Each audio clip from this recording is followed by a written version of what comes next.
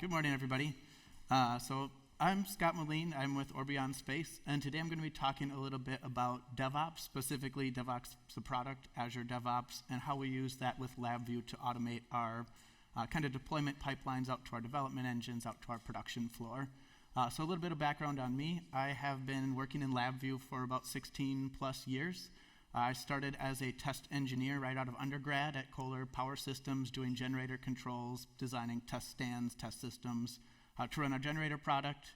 Returned to grad school, and my test career kind of followed me there, designing test systems for the Department of Defense, running spectroscopy simulations in LabVIEW, which is a silly thing to do in LabVIEW, but we're good at LabVIEW, we're good at tests, so we'll put all of our algorithms in there, right? That's what we do. Out of grad school, I taught at UW-Platteville. I taught test systems, instrumentation design for about 7 years before landing at Orbion Space maybe 12 months ago. So I'm back in the test system regime there as a test system lead. So a little bit of background, who's this talk intended for? This is a quasi-technical talk. It's really designed for folks who maybe work in this DevOps environment, are just getting their feet wet, would like to learn a little bit more about how you can integrate LabVIEW and DevOps tools. So it's going to kind of be a segue intro to that space. All right, so obligatory, who is Orbion as a company? Well, Orbion Space was founded in 2016 by Brad King and Jason Somerville. The goal of the company really is to commercialize the Hall thruster propulsion industry. There's lots of satellites going up in constellations. We're launching more rockets than ever before.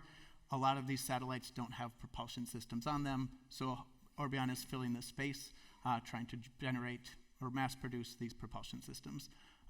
Orbion is located in Houghton, Michigan, USA, hence the northern wilderness inspired. What inspires me? The outdoors, the woods, right? This is what I enjoy.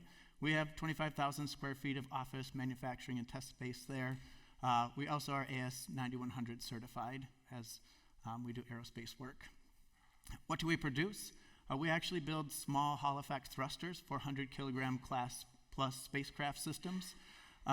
Really what this thruster does is allows satellites to maneuver when out in orbit. They maintain orbit, they get them to their specified destination, and they look really cool, right?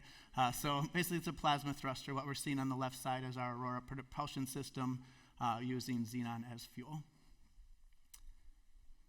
All right, so what's going to motivate the talk today? We're going to understand a little bit about what Orbion does, what it looks like to work a day in the life of an Orbion software, hardware developer. From there, we can look at how DevOps helps us to do our job effectively. So the Orbion business model, really, we own the product technology. We design the product from the ground up. We own all the manufacturing technology. As we're designing the product, we're designing the test fixtures, specifying the tests that go with it. We own the manufacturing facility as well. We build that product and we ship it out to our customers. So our competitive advantage is that we really are a full service manufacturer. We design the product, we build it, we relate with customers to get it integrated to their spacecraft, to integrated testing, the whole deal. What does that come with? Well, reliability is king. When you put something in space, there is no ability to go out and service this, no ability to go test your product to determine what went wrong. We need to know 100% of the time if we put it in space, it is going to work. So as a software engineer, as we've been growing as a company, our software engineers, we develop the tests, we specify the hardware, we maintain these tests, we do the data management, manage the version and the traceability, make sure that we have block changes. We need to know what's on our production floors, what's being tested, where's that data going. We have a very rigorous ground testing campaign. Starting to sound like a lot of test systems, right? So we're also a small team. There's 2 of us right now. Hopefully there'll be 4 soon. So that is a lot to put on the plate of 2 or 3 test engineers. Where did the dream come from? In the last year and a half, we decided, well, we've got so many test systems now as we're ramping up production, increasing our capabilities. We probably should look at how we can automate this process. I make a change in my development machine. I can get it tested and deployed and version stamped and traceable off the get-go. So enter the dream of some way, the CI/CD dream for how do we get our LabVIEW code to automatically build and deploy to production. About maybe 2 years ago, our company shifted from Bitbucket, a bunch of these other tools, over to say, well, for security, for transparency, we would like everything under one roof. We want to be able to plan to maintain our data in one location, and we settled on this Azure DevOps tool. So a little overview of Azure. What is under the hood that we use? So over on the left here, basically, Azure boards have actually been a tool that have been paying dividends quite a bit. If you're not familiar with Azure boards, this is a way that you can track bugs, features, different items that you want across teams, across projects. You can link them all together to see where they get rolled up into your commits. So all of our commits can get tied into a specific feature. We can see a history of a software as it develops all in one place. So we can use this for project management, but also code maintenance. Our repositories, our Azure repositories, are stored via the Azure system. So this is a part of Azure. Build pipelines are the piece I'm going to talk exclusively about today. How do we actually go from repository to development and production engines? This is the mechanism we're going to highlight. There's also a place to store your artifacts, build artifacts, different feeds for how you can build a package, build a built exe, and have that deploy to different locations.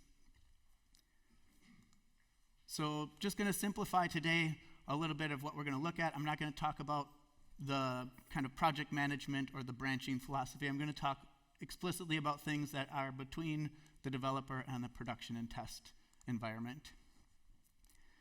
So what do we need to get started? Say that DevOps is new, you're not using it in your facility at all right now. When you boot this up, the first thing you're going to have to do is get your code into the code repository. This could be any repository. It does not have to be located in Azure. If you have DevOps and you have Bitbucket, you can pull directly from Bitbucket here as well. You'll have to set up a build pipeline. Vocabulary for build pipeline. This is just a mechanism that takes your source code, your LabVIEW code, and builds it into an exe. It can distribute it wherever you want. You can basically make this pipeline do whatever you want when it's fired. Build machine is something that we'll talk about in a little bit more detail. The build machine is a VM or a physical machine where that build is going to take place. You will need one of these. Azure has some VMs you can use. As you would expect, they don't have LabVIEW. They don't have your dependencies. So those build machines will have to be something you set up yourself. Build triggers are something you have to specify. Basically, when does your build pipeline execute? This is the piece that's important to say, I know when items are getting into production. The trigger can control that flow from I've committed something to it's arriving at the production floor.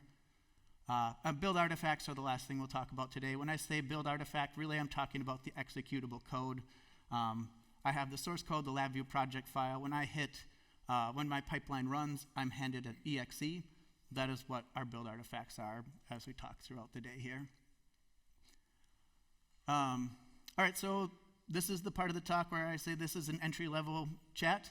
What do I do if I now have my repository in Azure? So I'm just going to walk us through the steps to actually set up a pipeline. It's really relatively painless. If I go out to my project, I can just drop down and say, I would like a pipeline, please. It is going to prompt me and say, sure, you can have a pipeline, right? I select where my code is. It can be in Azure. It can be in Bitbucket. Once I've told it where my code is, it's going to make that connection, tell you how to log in. You get to select the actual repository you want to build. If you're all working in Azure, you'd have a long list of repositories. If you're like us, too many repositories. Well, you can select the one that this pipeline is going to have access to build. Once you've picked that, it's going to say, okay, are you very good at pipelines? Maybe you just want to hand me a pipeline file. That is what we do. We build one pipeline to rule them all. Basically, this pipeline has variables up at the top. We can use it on every one of our repositories. Or you can run the starter pipeline and say, I don't know what I'm doing. Let's go ahead and click starter pipeline.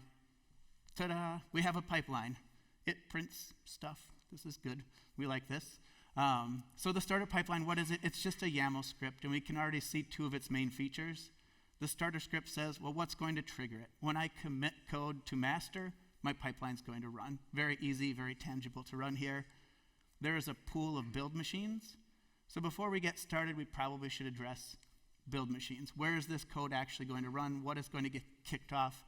When I trigger a push to master or a pull request to my master branch, this pipeline is now going to trigger. It's going to immediately go out and look for a machine to run this on. It can't be the virtual machines. So to set up a build machine, first thing that I need to do to set up a build machine is to install the Azure agent on that machine. That is going to basically configure the machine so it can be seen by Azure. Once you've installed that on your machine, you need to come back into Azure, make sure that Azure can see that machine. So a couple caveats. The build machine probably should have LabVIEW installed. It's going to actually execute the LabVIEW build spec. You should have VIPM or some other package management tool. However you keep your configuration the same, make sure that that's set up. You'll also need the LabVIEW CLI package installed, because basically all of our executables, the way we run our pipelines, we use the LabVIEW CLI package. Suggestions? Why not use your own machine? It already builds. It already does what you want it to do.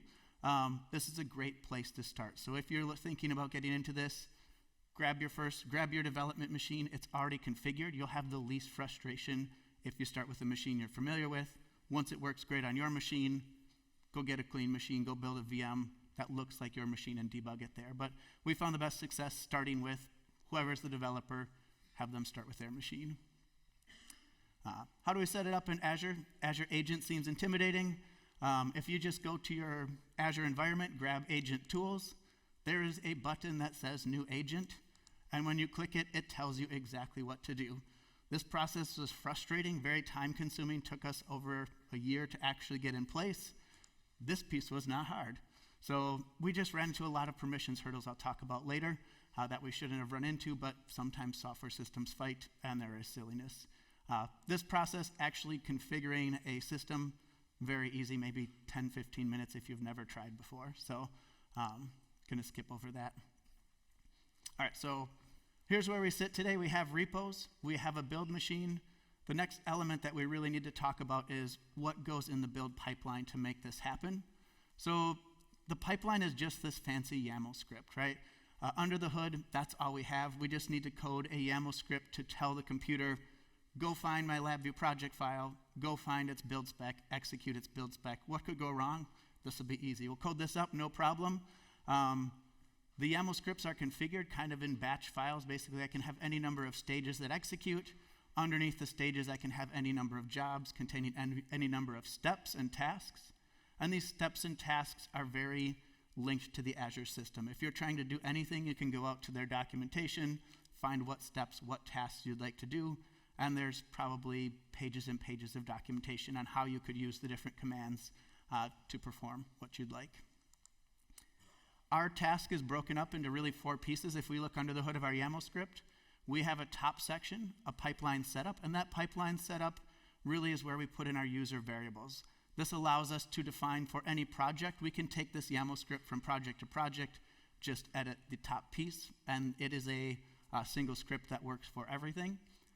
Then we have a job to actually build the LabVIEW, a job to upload it to different access scope feeds across the organization, and finally a job to deploy it to network locations as specified. So the network is our current deployment. There's other ways to deploy, which we're actively getting into. I'd be happy to discuss at large if this is something you're interested in. So I'm gonna walk through the first 2 jobs here just to give you an idea what it looks like under the hood. I will make these slides available at the end so you'll have access to any bits and pieces you want to review. But our first job is really how do we set up the pipeline? So let's walk through that a little bit together. When setting up the pipeline, the first thing that kicks off is we have to specify, well, what's going to trigger this pipeline? I have a fancy new pipeline. I'd like it to run. I don't want the operator to have to run this manually because otherwise, well, I have a pipeline. They could build it themselves. We have selected for ourselves that this will fire on commit to master, main, develop, or dev. And those are our 4 different repo titles. So anytime we commit a new code to one of those departments, it's going to build an artifact and deploy it. The next step really is to tell the system what build machine to use. We need to specify these by build pool. So in Azure, essentially, we have these different pools where we've added our machine. Once you link your Azure machine, you're going to say, this is the default build pool. This is only Scott's build pool. Only he may use that one. It's very important. So we might tack that underneath here. But this is where we specify what physical machines can actually execute that build. And then comes our variable section. So here in our variable section, this is kind of the magic that says, well, what actually is the project file name? Every project starts, the way that we architect it, starts with one top LabVIEW project. If I want to run this maybe on PAM 3.0, I just change the XML script to say, okay, now go find the PAM 3.0, put that in my repo, and then it has a build pipeline. It will execute against this script. We have the bitness because we still run multiple bitness at our company. We actually run different LabVIEW versions, so we've kind of collected all of our possible inputs and outputs and said, these are the things that might change in our environment. Let's put them at the top of our script, including kind of where it's supposed to live at the end of the day. So that's what's in our pipeline setup. Once we've kind of initialized these variables, we're going to move on over to actually building the LabVIEW code. And this is where I'm going to kind of wander off from the cartooniness into a little bit more of the technical side. We'll kind of run through each of the lines that we use to execute our code here. So the very first thing we're going to do is fetch our source. So in Azure, we can check out our code. Essentially, in this YAML script, it's going to say, well, basically come out to our repo, check yourself out wherever this YAML script exists. Go ahead and check out that entire repo. It's going to pull the repo. It's going to always pull submodules. We use submodules to link all of our interdependencies across projects. So it's going to go fetch every submodule down to a depth of 0. This piece is actually rather important. If you don't put fetch depth 0 or fetch submodules, Git versioning will fail. So the Git versioning, if you're going to use Git version in any way to touch your code, you'll have to have these two. So the caveat, it will fail, means it will fail if you do it exactly like we do and use Git version. So very big caveat. All right, so now we have our code, our repo's pulled down. We also use universal packages, and these are organizationally feed scoped shared tools. So in Azure, we can say maybe there's 3 or 4 build tools that everybody should have access to at build time. What we've done is built those into Azure, and we've uploaded the built EXEs into Azure as a globally, organizationally scoped feed. So every project can go out and say, oh, actually fetch our thing we call the LabVIEW versioning tool. I'm going to use that later. So that's what this code does, is says, please go out, find our versioning script. If you want details on the different access scopes available in Azure, the link here would kind of show you, well, what are my different access scopes? How do I point feeds towards them? Really, all this versioning script does, in a nutshell, once we pulled that down, Orbion has its own internal versioning system. It relies a bit on Git version, and we actually put a bunch of rules in ourselves for how we'd like to track version, so we wrote our own script to manage that. All right, the other thing that we are going to fetch is a package called config installer. And what this does is it lets us use VIPM to configure the packages on our build machine. Because developers have different packages, different package requirements, we use different versions of LabVIEW. We have new and old code repositories. We didn't want to have to enforce that there will only be one package that can be used or one specific version of a package. What this does is says there is a VIPC file associated with your repo. Please go out and find the VIPC file. With this program, the config installer, when that is executed, it's going to run VIPM, hand it the VIPC file, and say, make my computer look like this, so we get the build we expect every time. So this is the tool that lets us apply this globally without worrying about build version package configuration. I'm sure there are other ways this could be handled.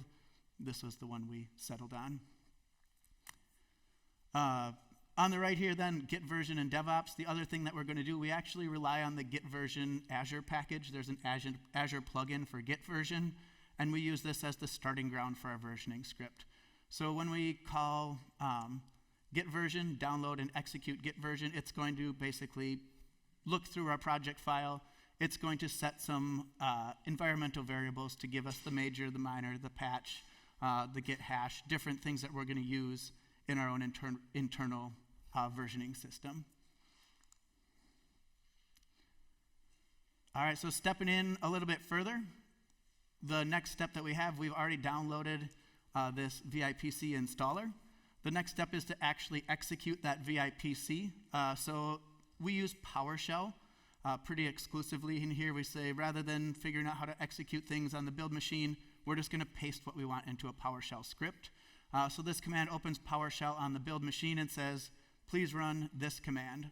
Open the VIPC installer tool, tell it to run with this LabVIEW version. So these $LabVIEW dot, this is one of those initial variables that we handed at the beginning that let us say, just look in the repo, someone should have told you what to do, paste that here. So this is going to open the computer do that LabVIEW configuration, use VIPM to configure our build machine. Once our build machine is configured, we are going to run the Orbion versioning script. What this does is actually, it's going to look in and it's going to grab the get tag. It's going to generate a unique versioning number. And then it's going to do something that is maybe an unattended side effect, is that the LabVIEW versioning code explicitly opens the LabVIEW project XML and starts taking bits and pieces out of it because we ran into some snags with how we can insert versioning. So the LabVIEW versioning code opens the XML and says, this will be your get version. This will be your build location. It also allows us to fix a problem that Azure insists your build target must have this path. C agent, artifacts are placed here, builds are placed here, your source code is placed here. Many developers don't like to put their code here when they work. So when you open that project file, LabVIEW is going to check all of the paths. If it sees that this is not the path that was there, LabVIEW is going to change the XML path back to say, no, that's not a valid path, and now your build's going to go somewhere Azure can't find it, and your builds will fail. So a big piece of what took us so long is figuring out all of these nuances to say, like, well, LabVIEW really doesn't like to be called externally. It likes to run its build spec, and the CLI launcher for LabVIEW does not give you a place to say, execute this build spec, put the artifact here. That would have saved us many, many weeks of time. So what this code does is it sets the node flag to say all of our local destination types will be relative to common. What this does is make sure that when that code opens up, the paths are valid. Even if the whole top is cut off, it's still going to say, oh, that path is valid. I don't need to rewrite anything. That saves us a lot of trouble. It also rewrites all of the build paths into the appropriate Azure destinations so that when the artifact's actually built, it's available to Azure. I'm sure there are many ways to do that other than opening the XML into Python and then recasting it. So be it. We already had Python open. It was running the versioning, so we just kept tacking features on, and soon it was the versioning and XML fixing script. We just didn't change its name. All right, so last step then, we need to actually execute this build exe. Again, we chose to use a PowerShell script, and we just pasted in a big old script and said, all right, time to build the exe. Here's the thing we're going to run. So let's walk through it really quickly. Piece by piece, it's not too hard to digest. The first thing that it does is steps out to the build machine, and it builds the local directory, says, I need these folders in this location. Please place them there. Make sure that they are available when Azure goes out to seek them. Then it pulls the output directory as a relative path. These are Azure environment or variables, things that Azure understands and hands to the pipeline by default. So Azure says, this is where I expect to find things. We just turn that into a relative path directory for use throughout the code here. The next thing that's going to happen is we are going to actually execute that versioning script. We downloaded it before. We never actually pushed execute. It was buried in here, but it was easier to present if I didn't talk about it yet. So this is where we actually do the editing of that XML. The next thing that we are going to do is we are going to actually see what bitness and what version of LabVIEW we have, because we want to be able to build different versions for different applications. We're just going to check those local variables and see what bitness we should have, and we'll find the appropriate LabVIEW path for that specific call on the build machine. And then we clean out these LabVIEW and alias files. These two files, we had some struggles with them messing up the builds for reasons we don't fully understand, but deleting them fixed our problem. I'm not sure if it still exists. We just delete them anyway. So last step then is to actually issue the command, the CLI command to launch the path. So basically start process, LabVIEW at path. This is going to launch LabVIEW, the LabVIEW process at the path specified with the right bitness. Once that's launched, we're going to execute the CLI command that says, actually, in LabVIEW, execute the build spec. Here are all the variables that we've just spent time building up. Please build here. And this is where if we had a dash, put it in this folder command, we would have saved a lot of trouble with the XML. We could have just said, please execute this build spec, but put the object here. One caveat that also got us stuck is that depending on the speed of your build machine, this job will sometimes pass and sometimes fail. It doesn't give you any indication as to why. And that is because LabVIEW must be open before it can accept CLI commands. That makes sense, but when you're operating in an XR virtual machine, you can't actually test this. So if LabVIEW opens, great. If your computer is slow and LabVIEW doesn't open quickly, maybe put a delay right here. Make sure that LabVIEW opens, or it will just crash for unknown reasons. Lots of fun. All right, so last two steps then. Once you have your build artifacts, assuming that you have successfully built an exe from your LabVIEW code, we are going to place them in one of two directories on our Azure system. If the build artifact branch is master or main, it's going to place it into one of our production feeds. If the source branch is dev or develop, it's going to append it with a -dev and put it into one of our develop feeds. So this is a way you can manage where it pushes to Azure feeds at the end of the build. All right, so in a nutshell, that kind of lands us with a built exe that has arrived as an Azure artifact.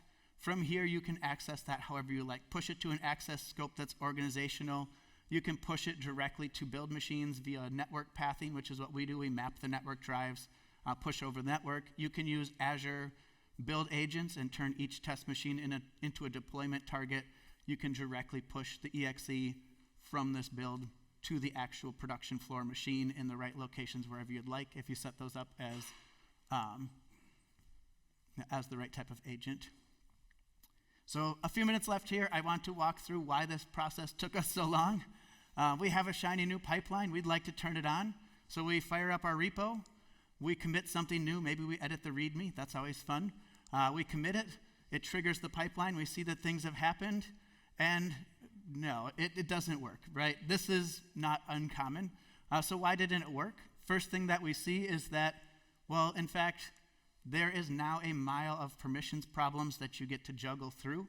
They can be solved any number of ways. I'm going to walk you through which ones we chose. They might work for you. You might need to tweak them, but at least you'll have some understanding of what the permissions are and why.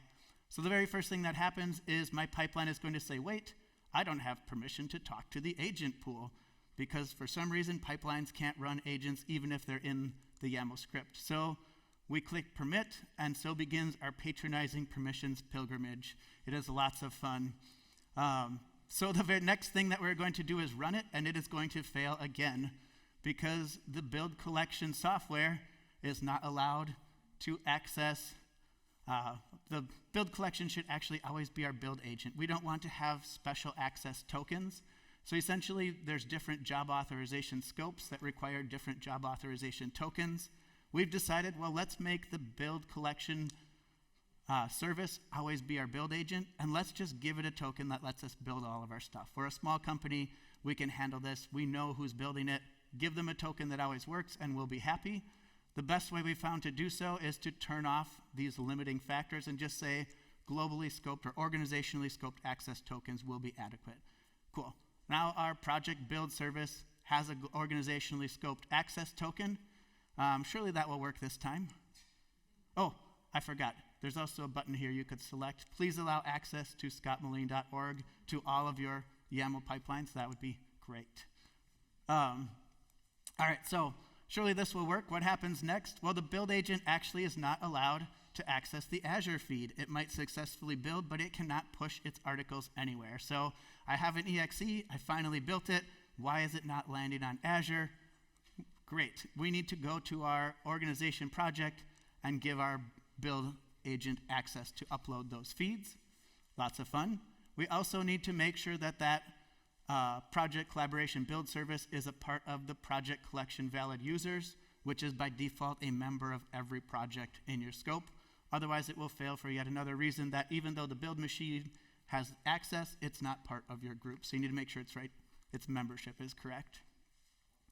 All right, and last but not least, can we go yet? No, you can't go yet because the build service agent doesn't necessarily have access to create or execute pipelines. Even though it's the build service agent, you should say, yes, you may administer build permissions. You may override validation. So you need to come back in and actually edit your build services to have build service privileges. So once you've gone through and chased through all of your permissions nonsense, you actually will have a building pipeline. So I threw in some references for the struggles that we've had in finding these permissions. But hopefully that gives you a little bit of insight as to the nesting of permissions throughout Azure. So I pitched this as a very beneficial thing for creating CI/CD pipelines. I pitched it as maybe a solution to our problem. And then I said it took us a year and it's very clunky, but it's not that clunky in the end. It works very well. So why did we stick with it? Well, this actually already has reduced our development time and reliability. We can immediately push things to develop and have them appear in our development engines, do further testing, make sure we can test them on live hardware. This really is a start towards what we'd like to see as the future for Orbion, a CI/CD deployment where any developer commits a change to a bug item, it's deployed, tested, and we can get it linked into blockchain for deployment to our actual production machines.